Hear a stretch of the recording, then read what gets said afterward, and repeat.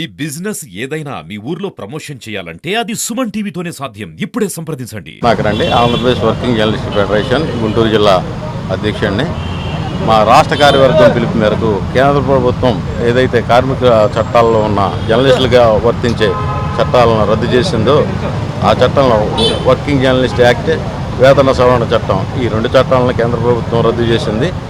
ఈ రద్దయిన చట్టాలను పునరుద్ధరించాలని ఈరోజు జర్నలిస్టులు అంతా కలిసి ఈరోజు ఫెడరేషన్కి సంబంధించిన జర్నలిస్టులు ఆంధ్రప్రదేశ్ వర్కింగ్ బ్రాడ్కాస్టింగ్ జర్నలిస్టుల అసోసియేషన్ తరఫున మేము ఈ కార్యక్రమాలు చేస్తున్నాం. నిరంతరం ప్రజల సమస్యలను చిత్రీకరించి అధికారుల దృష్టికి, ప్రభుత్వాల దృష్టికి తీసుకెళ్లే జర్నలిస్టులకు ఉపయోగపడే రెండు చట్టాలని ఈ మధ్య కాలంలో కేంద్ర ప్రభుత్వం రద్దు చేయడం చాలా దుర్మార్గకరం.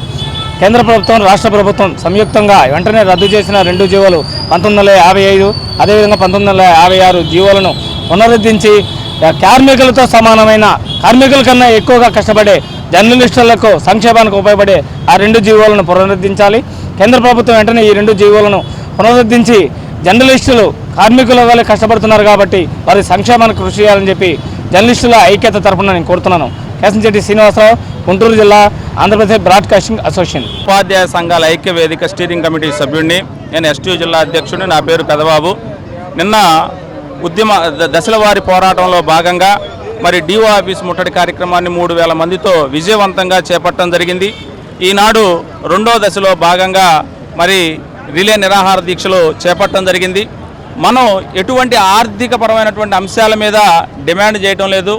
కేవలం ఉపాధ్యాయులకు అనుకూలంగా ఉన్నటువంటి మాన్యువల్ కౌన్సిలింగ్ని నిర్వహించాలని మాత్రమే డిమాండ్ చేస్తున్నాం. ఈ కూటమి ప్రభుత్వం అధికారంలోకి వచ్చి దగ్గరగా సంవత్సరం అయింది. 4 డిఏలు బకాయిలు ఉన్నప్పటికీ, అదేవిధంగా పిఆర్సీ కమిటీని వేయనప్పటికీ కూడా ఈ ఉద్యోగులు చాలా ఓపికతో ఉన్నారు. కానీ ఈనాడు ఉద్యోగులు మానసిక అశాంతికి, అసౌకర్యానికి గురవుతున్నారు. ఎందుకంటే చాలా స్మాల్ క్వాంటిటీలో ఉన్నటువంటి స్కూల్ అసిస్టెంట్స్ అయితేనేమి, ప్రధాన ఉపాధ్యాయులు అయితేనేమి వెబ్ ఆప్షన్స్ ఇచ్చినప్పుడు ఈరోజు అనేక రకాలైనటువంటి సాంకేతిక సమస్యలు వచ్చి మరి వాళ్ళు డిఓ ఆఫీస్ కార్యాలయం చుట్టూ, సిఎస్సి చుట్టూ గ్రీవెన్స్ క్లియర్ కోసం తిరుగుతున్నటువంటి సందర్భాలు మనం చూస్తున్నాం. అటువంటిది ఈరోజు 2000 మంది ఎస్జిటీలు వెబ్ ఆప్షన్స్ ఇచ్చుకోవాల్సినటువంటి అవసరం ఉంది. ఒక్కొక్క ఎస్జిటి వచ్చేసి 2000 నుంచి 3000 దాకా వెబ్ ఆప్షన్స్ పెట్టుకోవాలి. దీంట్లో కరెంటు కట్ అయిన సందర్భాల్లో కానీ మళ్ళీ మొదటి నుంచి పెట్టుకోవాల్సిన అవసరం ఉంది.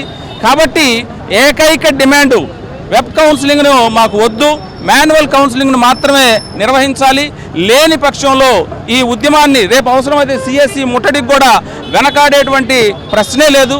సిఎస్సి ముట్టడి చేసి మా కోరికను తీర్చేంత వరకు కూడా ఈ ఉద్యమ పోరాటాన్ని కొనసాగిస్తామని, అవసరమైతే రాబోయేటువంటి రోజుల్లో ఈ ఉద్యమాన్ని ఇంకా బలోపేతం చేస్తామని మరొక్కసారి తెలియజేస్తూ, ఇప్పటికైనా సరే లోకేష్ గారు చొరవ చూపి మరి అధికారులతో చర్చించి మా యొక్క డిమాండ్ను పరిష్కరించే దిశగా అడుగులు వేయాలని మరీ కోరుకుంటున్నాం. కొట్టు సాంబయ్య, బాంబులు కొట్టు సాంబయ్య అన్న ఆయన, త్రిబులేస్ మేనేజర్ ప్రసాద్ అన్న అని చెప్పి తీసుకెళ్లారంట సార్. పిల్లోడు ఆడుకుంటే 500 ఇస్తామని చెప్పి తీసుకెళ్లారంట.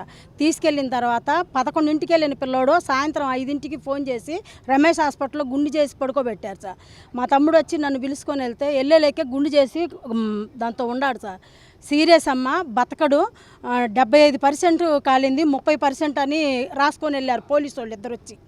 35% కాదమ్మా, 75, 80 దాకా కాలింది అని చెప్పి చెప్పారు సార్ విశ్వనాథ్ సారు. తర్వాత అదే మాట్లాడు రికార్డింగ్ ఉంటాయి అన్నీ అని చెప్పి ఒక 20 రోజులు చేశారు. 2 సార్లు ప్లాస్టిక్ సర్జరీ చేశారు. 3వసారికి కోమాలోకి వెళ్ళిపోయాడు సార్. వెగ్యులేటర్ మీద గొంతు పోయింది సార్. గొంతు పోయింది ఏం సార్, మరి ఇన్ని రోజులకు కూడా రాలేదంటే అమ్మ అది వెగ్యులేటర్ మీద పెట్టబట్టి పోయింది అని చెప్పి చెబుతున్నారు సార్. చెప్తుంటే ఇంకెట్నే అడుగుతున్నాం, రోజు అడుగుతున్నాం ఉంటున్నారంటే ఫిజియోథెరపీ చేద్దామని అన్నారు. చేసి అది కూడా చేయించారు సార్. అది కూడా రావట్లేదు. రానప్పుడు ఈఎన్టీ మేడంకి ఎప్పుడో రాశారంట, ముందు కాదు, ఎప్పుడో రాస్తే అది తీయకుండా తర్వాత నేను అరిసిన తర్వాత గొంతు పరీక్ష చేస్తే గొంతు నరం ఇదైపోయింది, మాట రావటం కష్టము అని చెప్పి చెప్పారు సార్. చేతులు రాట్ల, అన్నీ బాగలేదు, ఈ మందం 2nd స్టేజ్ వచ్చిందన్నారు. బొబ్బలు 15 రోజులు ట్రీట్మెంట్ ఆపారు సార్. ఆపిన తర్వాత ఆరోగ్య సారను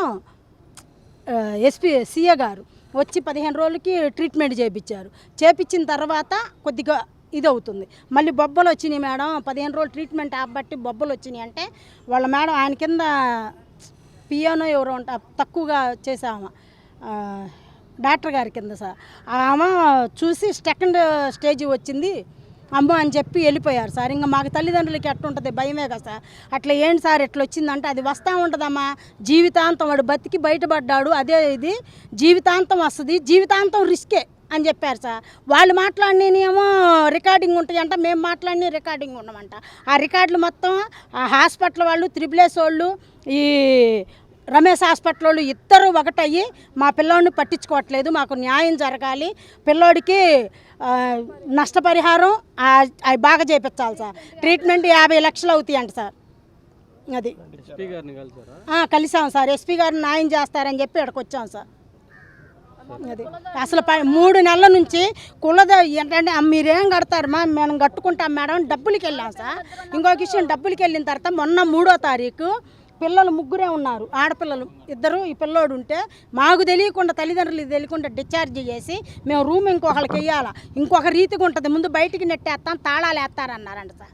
తాళాలు వేస్తాం, లేదంటే మర్యాదకి వెళ్ళిపోండి, మీరు కట్టలేరు, మీరు తక్కువ కులం కట్టలేరని చెప్పారంట సార్. మేము వచ్చి మమతా మేడం, ఆయన పేరు అఖిలేష్ సారు, వాళ్ళు ఏందో మేనేజర్లు వాళ్ళంట, వాళ్ళు మమతా మేడం వాళ్ళు, అమ్మా మేము ట్రీట్మెంట్ చేసేది ఇంత, మేము చేయాల్సింది అయిపోయింది, మరేంటి మేడం గవర్నమెంట్ వాళ్ళు అడిగారంట సార్, మా అబ్బాయి హెల్తీగా ఉన్నాడా లేదంటే మేము హెల్తీ అని పంపించాము అన్నాడు. నీ పేరేంటి అని అడిగితే కోటేశ్వరి అంటావు, నా పేరేంటంటే మమత అంట. నువ్వు పేరు అడిగిన చెప్తావా ఇంకొకటి చెప్తావా, అలాగేం చెప్పలేదు. మమ్మల్ని గొంతు చెయ్యి ఇవన్నీ ఏం అడగలేదు కాబట్టి మేము ఉన్న వరకు హెల్తీ అని చెప్పి పంపించాము, అవన్నీ గవర్నమెంట్ వాళ్ళు అడగలేదు అని చెప్పి చెప్తున్నారు సార్. ఏమన్నారంటే 2 రోజులు వాళ్ళు ఆ త్రిబులెస్ ఆయన ఇంకో ఆయన వచ్చాడు, ఈరోజు ప్రసాద్ అనే మేనేజర్ వచ్చేవాడు, వచ్చి మాట్లాడుకుంటాము, న్యాయం చేస్తాము అని చెప్పి చెప్పుకొస్తున్నారు సార్. 3 నెలల నుంచి న్యాయం ఇలాగే జరుగుతుంది, మాకు ఏ న్యాయం జరగట్లేదు. ఆయన ఏందట్లా ఇచ్చేసి మేము మాట్లాడతాకెళ్తే చేసి ఆయనకి పెడతాడు సార్. ఆ మేనేజర్ ఎవడో ఉన్నాడు, వాళ్ళకి పెడతారు. నల్లట ఆయన పేరు తెలియదు సార్ నాకు, నల్లట ఆయన ఎస్ఐ అంట ఆయన.